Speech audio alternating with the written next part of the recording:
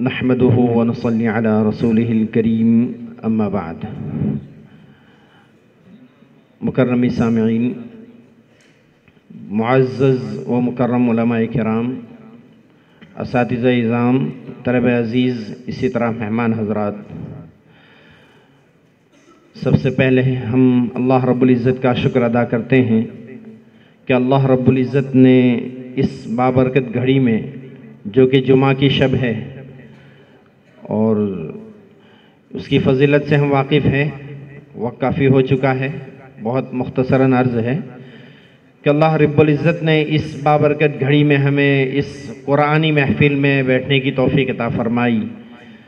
نہ جانے بہت سارے لوگ دنیا میں کیسے کیسے مشاغل میں ہوں گے، اللہ رب العزت نے ہمیں یہ توفیق بخشی کہ ہم نے اس مجلس میں شرکت کی۔ اللہ رب العزت کی اس کی قدردانی کی توفیق عطا فرمائے، آمین، اور ہمارے نامہ اعمال میں میزان حسنات میں اس کو فرمائے۔ بلا تصنع عرض یہ ہے کہ الحمدللہ بہت خوشی ہوئی اس قرآنی محفل میں شریک ہو کر، اور آپ تمام بچوں کی تلاوتوں کو سن کر بہت خوشی ہوئی۔ جزری جنہوں نے یاد کی ہے ماشاءاللہ ان کو بھی بہت پختہ یاد ہے۔ اللہ رب العزت ان کی بھی محنتوں کو قبول فرمائے۔ جتنے بھی ہمارے یہ جو حکم حضرات ہیں، منصف صاحبان، ہر ایک کا یکساں تبصرہ اور تاثر یہی ہے کہ الحمدللہ نتیجہ بہت ہی اچھا ہے۔ جامعہ جو ہے دن بدن ترقی کر رہا ہے، ہر سال کے مقابلے میں ترقی ہو رہی ہے۔ اللہ رب العزت اس کو مزید ترقیات سے نوازے، چہر سمت سے اس کی حفاظت فرمائے۔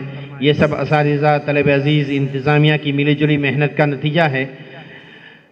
تلفظ ماشاءاللہ بہت اچھا ہے، آپ کا لہجہ بھی عمدہ تھا اور بہت جرأت کے ساتھ تمام نے پروگرام پیش کیا۔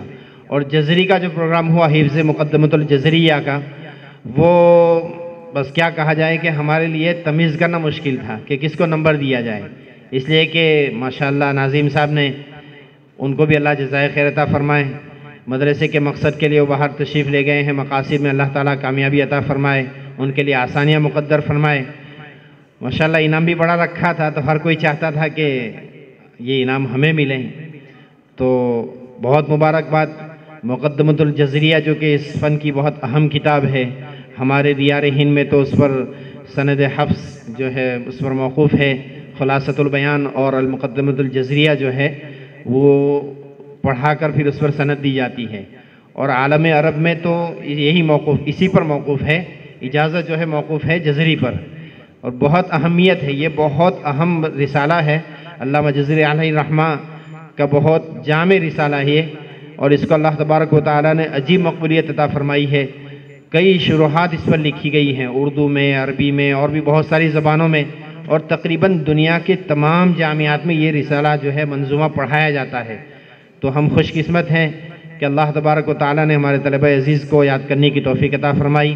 مزید آگے بڑھیں اور ہمت کریں، علامہ شاطبی علیہ الرحمہ کا جو قصیدہ ہے اس کو بھی یاد کرنے کی کوشش کریں، اس کی بھی بڑے فضائل ہیں، اس کے بارے میں بھی بہت ساری روایات ہیں کہ جس کے گھر میں وہ قصیدہ موجود ہو اس کے لیے بھی فضیلتیں ہیں۔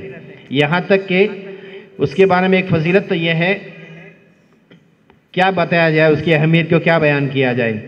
علامہ نے ہر شہر پر طواف کر کے اس کو، ہر شہر پر طواف کیا ہے، اور کہاں ملکوں کی خاک چاہے چھانی ہے، انہوں نے پیدل چل کر مجاہدات، ریاضت کر کے، اور اللہ سے دعائیں مانگ کر، حضرت ہمارے استاد محترم حضرت قاری محمد صدیق صاحب دامت برکاتہم العالیہ، اللہ تعالیٰ ان کی عمروں میں برکت عطا فرمائے، ان کا سایہ ہم پر تا دیر قائم اور باقی رکھے۔ حضرت تشریف یہاں سے بہت ماشاءاللہ محبت کرتے ہیں۔ اس مرتبہ بھی ناظم صاحب نے دعوت پیش کی، لیکن چونکہ بیماری کی وجہ سے وہ تشریف نہیں لا پائے ہیں، اور وہاں بھی کچھ مشغولیت زیادہ ہے۔ آئندہ سال انشاءاللہ دعا فرمائیں، وعدہ کیا حضرت نے تشریف لائیں گے انشاءاللہ۔ حضرت فرماتے ہیں کہ ہم نے ایک جگہ کتاب میں پڑھا کہ علامہ جزری رحمہ الرحمہ نے پہلے دو شعر جو ہے اس کے لکھ کر شروع میں ایک بوٹل میں بند کر کے جو ہے دریا میں ڈال دیا اس کو، اور پھر فرمایا کہ اللہ اگر میری نیت میں اخلاص ہے تو یہ اگر میری نیت میں اخلاص ہوگا تو یہ جو ہے مجھ تک واپس پہنچ جائیں گے۔ خدا کا کرنا کیا ہوا کہ مچھیرا جو ہے وہ مچھلیاں پکڑنے کے لیے گیا، اور اس کی جال میں مچھلی کے بجائے یہ بوٹل پھنس گئی، اور اس وقت چونکہ مصر میں علامہ شاطبی علیہ رحمہ کا چرچا تھا، تو وہ جیسے ہی اس نے بوتل کھولی اشعار نکلے تو وہ اشعار پڑھ کر وہ سمجھ گئے کہ ہو نہ ہو یہ علامہ شاطبی ہی کے ہو سکتے ہیں، اس لیے وہ لے کر پہنچے وہاں خدمت میں، عرض کیا کہ یہ اشعار آپ کے ہیں۔ تو حضرت نے پھر پورا قصہ سنایا کہ میں نے اپنے اخلاص کو ٹٹولنے کے لیے یہ جو ہے اس طرح عمل کیا تھا، اور الحمدللہ میں اپنی نیت میں جو ہے مخلص ہوں، اللہ تعالیٰ اس کو مقبول بنائیں گے۔ تو اس کے بارے میں فضیلت ہے کہ جس نے اس کو یاد کر لیا، اس کو حفظ کر لیا، دخل الجنہ، جس کی سینے میں شاطبیہ ہوگی، یہاں تک کہ بعض لوگوں نے لکھا کہ جس کے گھر میں ہوگی اس کے لیے بھی بشارت ہے۔ تو مزید آگے بڑھیں اور اس کے بھی یاد کرنے کی کوشش کریں۔ عرب میں تو یہ معمول ہے کہ وہاں تو یاد کرتے ہی ہیں، تو ہمارے یہاں بھی کچھ لوگوں نے یاد کی ہے، تو آپ بھی کوشش کریں، مزید آگے بڑھیں، اللہ تعالیٰ آسان فرمائے۔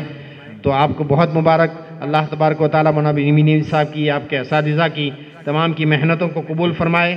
ہمارے اکابرین نے بہت مجاہدات اور ریاضت کر کے یہ فن ہم تک پہنچایا ہے۔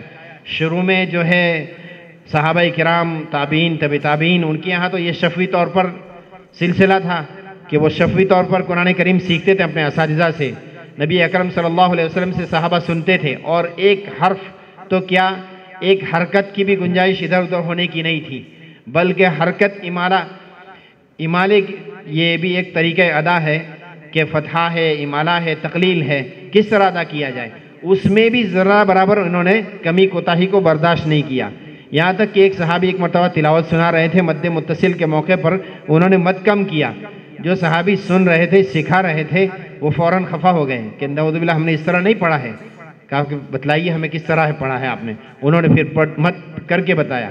تو گویا کہ نزول ہی کے وقت سے لے کر، چونکہ اللہ تبارک و تعالیٰ نے اس کی حفاظت کا ذمہ لیا ہے، اس لیے مولانا حذیفہ صاحب نے جیسا کہ بتایا، اس کی حفاظت ہوتی وہی آئی ہے، اور یہ قرآن جیسا نازل ہوا تھا ویسا ہی محفوظ ہے اور ویسا ہی محفوظ رہے گا، اس میں کوئی شک نہیں ہے، اس سے کہ اللہ تبارک و تعالیٰ نے حفاظت کا ذمہ لیا ہے۔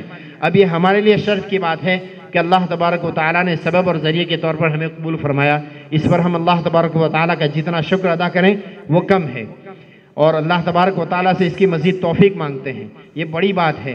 علامہ ابن کثیر رحمۃ اللہ علیہ نے اپنی تفسیر میں لکھا ہے، اور ان کے حوالے سے حضرت شیخ زکریا رحمۃ اللہ علیہ نے فضائل اعمال میں لکھا ہے، ان کا جو فضائل قرآن رسالہ ہے اس میں آپ تحریر فرماتے ہیں کہ قرآن کی نسبت جس سے جڑ گئی اس کا مقام بلند ہو گیا۔